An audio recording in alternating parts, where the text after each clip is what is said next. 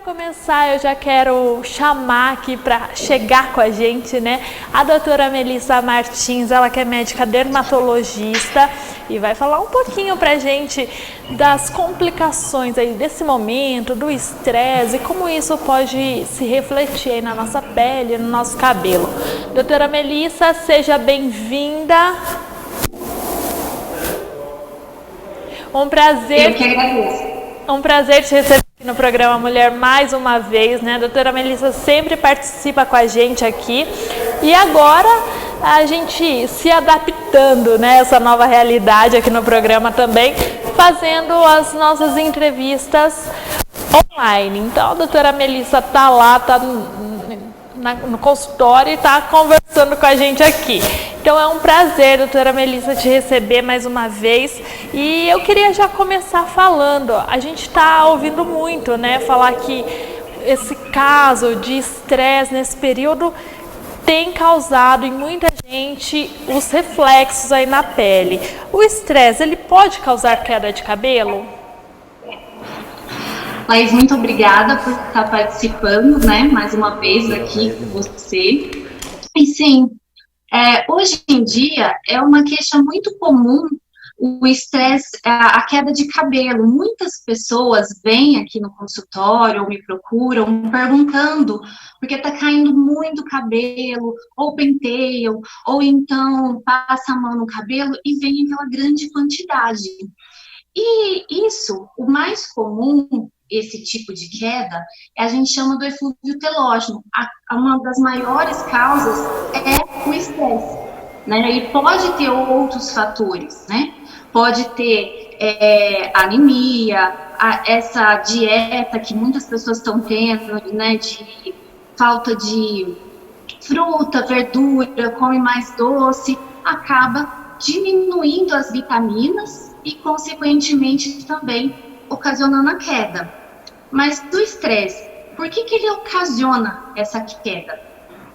A gente tem 2 hormônios que acabam regulando o nosso organismo, tanto a glicemia, pressão, quanto também a imunidade e também a inflamação. E eles é o cortisol e a adrenalina, que são os hormônios do estresse.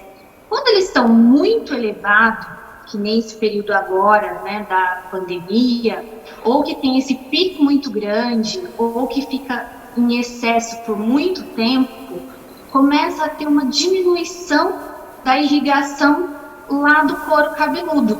Então, isso causa maior queda.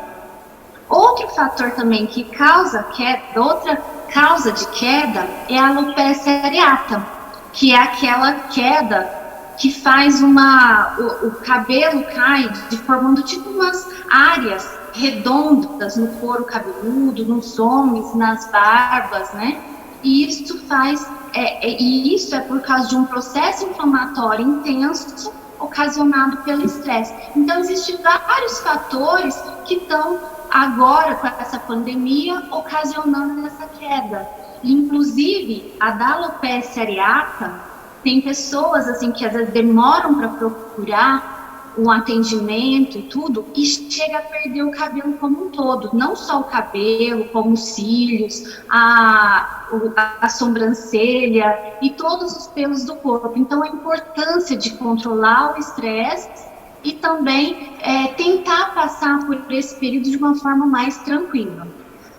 E doutora, nós estamos falando aqui, né, da queda de cabelo, mas tem outras doenças, né, de pele que são relacionadas aí às alterações emocionais. Quais são essas principais doenças?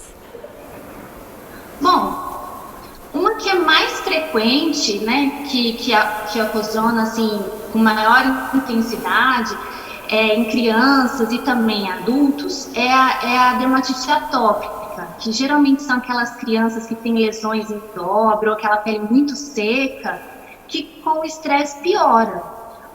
Outra delas é a psoríase. A psoríase é uma doença inflamatória que ela causa placas no corpo, uma placa descamativa.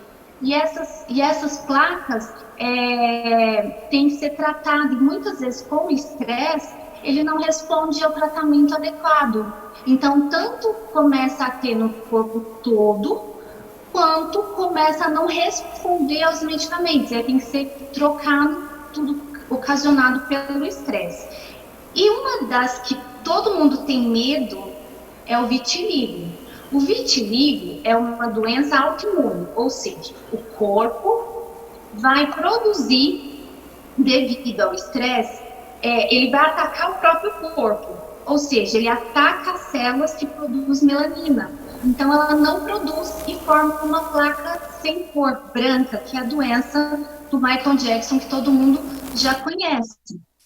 E isso é tudo ocasionado pelo estresse, ou desencadeado.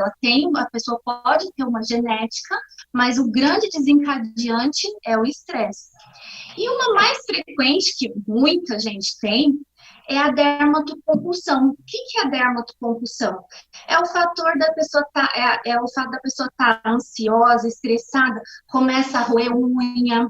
Tem gente que tira a cutícula, começa a cortar, e tem as pessoas que acabam arrancando os cabelos, que aí já é a tricotilomania, que também está sendo comum nesse período de estresse que está acontecendo por causa da pandemia. E existem maneiras, doutora, de prevenir essas doenças relacionadas ao estresse? Olha, Laís, o que a gente orienta, mas que é difícil, né? Porque é difícil, muitas pessoas falam assim, é difícil controlar o estresse nesse momento todo, né? Mas a gente pede para estar fazendo o quê? Um exercício físico, atividade regular, caminhada, muita gente às vezes fazendo assim alguma atividade em família, tipo um filme, relaxar, fazer uma yoga, meditação, até os cultos ou missas online, porque isso aí ajuda você a melhorar a espiritualidade e, consequentemente, ter força, ter um objetivo para continuar no meio de toda essa pandemia. E aí, doutora, eu estava até lendo, né, algumas notícias mais recentes e alguns sintomas, aproveitando que a gente está falando desse período de isolamento, né, da quarentena, da pandemia, e alguns sintomas, algumas pessoas, né, desenvolveram alguns sintomas na pele também. Algumas pessoas diagnosticadas com a Covid-19 desenvolveram também sintomas na pele. Isso realmente, né, aconteceu? Quais sintomas foram esses? É assim, Laís, eles apenas pelos estudos que fizeram um estudo na Espanha, juntaram 375 pacientes e viram que só 20% eles desenvolviam algum tipo de lesão na pele. Só que essas lesões, elas são lesões que imitam outras doenças, né?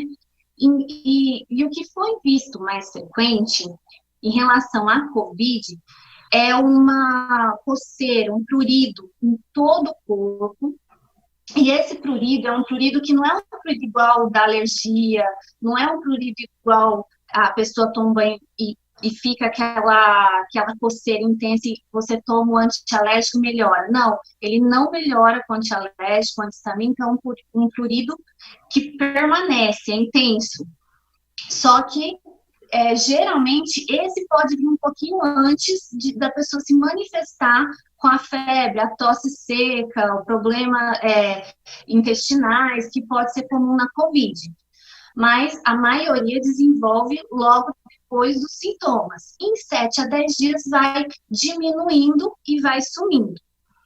Outra lesão que é comum é aquele vermelhidão, igual que ocorre na dengue, que é o exantema, dos exantemas virais, que é uma vermelhidão em todo o corpo, que também foi visto. Mas o que foi mais frequente foi lesões tipo urticária, tipo alergia.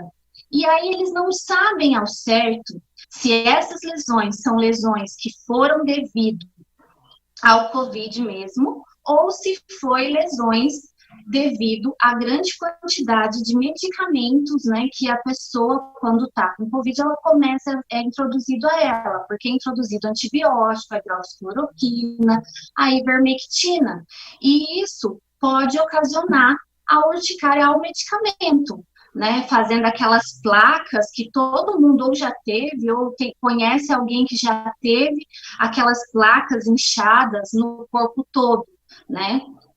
E outra coisa que também foi visto foi só que em pacientes na UTI, pacientes graves, foi o dedo inchado, a ponta do dedo das mãos e a ponta do dedo dos pés, inchado e muitas vezes mais arroxeado, né? E isso foi devido à obstrução, né, por trombos, porque em fases mais tardias, né, em fase em que tem uma maior complicação, o paciente pode desenvolver vários trombos, e quando ele pega os pequenos vasinhos, ele pode desenvolver esse dedo de Covid, que é esse inchaço nos dedos ou nos pés. Tá certo, então, doutora Melissa, nosso tempo aqui passa super rápido, mas eu queria te agradecer mais uma vez, né, pela participação aqui no programa, por esclarecer aí as nossas dúvidas e por trazer dicas e conteúdo tão rico aqui pra gente. Muito obrigada pela participação mais uma vez. Muito obrigada a você. E te espero em breve aqui nos nossos estúdios com a gente.